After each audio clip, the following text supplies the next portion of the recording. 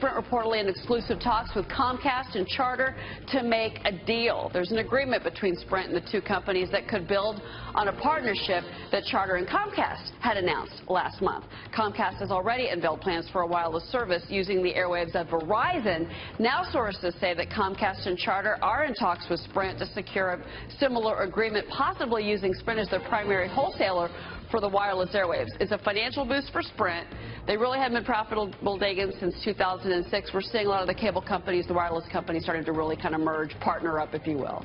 And those are your headlines. Right, and thank you so much, Cheryl. And I'll point out that the Wall Street Journal is reporting that the talks could include the possibility that these two cable companies, Charter and Comcast, would jointly acquire Sprint.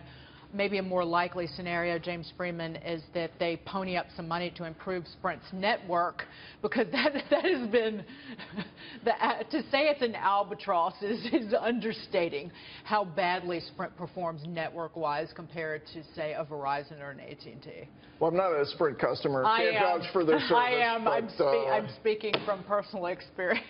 But I would say unlimited data because you don't get any, pretty much. But well, I would say part of what's driving this is a concern with the cable companies who have the wired connections that wireless may ultimately be their main competitor. So they obviously, if you're selling cable service and they have the triple play with phone, internet, cable TV, now they want the quad play. They want to bring the wireless phone service into it.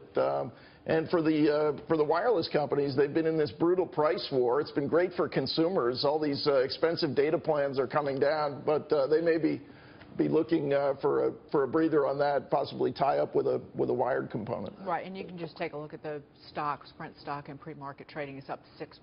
So investors are a little bit buoyed by this report in the Journal. And probably a little more comfortable that mergers may be getting a little less scrutiny now in Washington if that ends up being the form that this deal takes. Absolutely. Great analysis, James. Thank you.